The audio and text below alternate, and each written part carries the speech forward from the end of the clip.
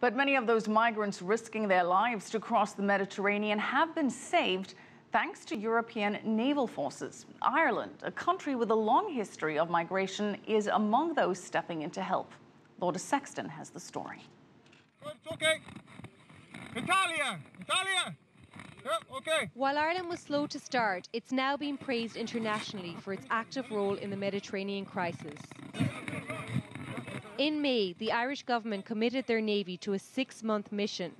Working alongside the Italian Navy, the Irish ships were deployed right in the heart of the crisis, as close as possible to the main migrant departure point in Libya.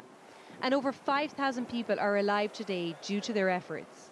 The important thing to note is that it's estimated that 70,000 people have crossed this route in the first 6 months of the year.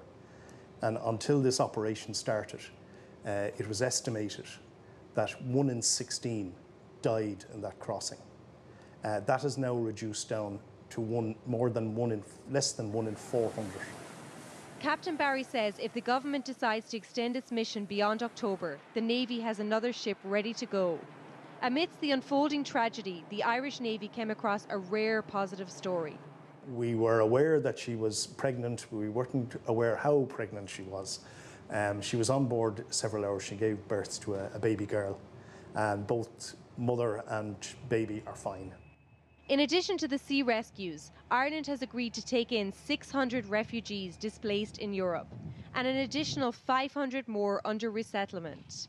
However, migration agencies say that the current asylum system in Ireland is riven with delays. Over 1,500 migrants have been waiting over 5 years for asylum, according to the Department of Justice.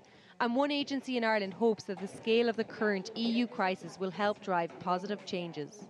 Now, it will be our view that because the majority of the 600 that are coming in, we understand, are Syrians, they should be de facto declared as refugees.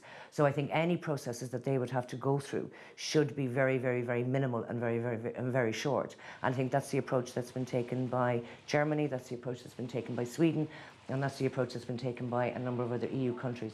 It's from this port here in Cove that over 2 million Irish people fled the famine back in the 19th century. They got on boats that were termed coffin ships that are not that dissimilar to what we're seeing now in the Mediterranean. So it's hoped that Irish people will have some understanding for the migrants that do come to the country, given the history that Ireland has with migration. Lourda Sexton, CCTV, Cove, County Cork.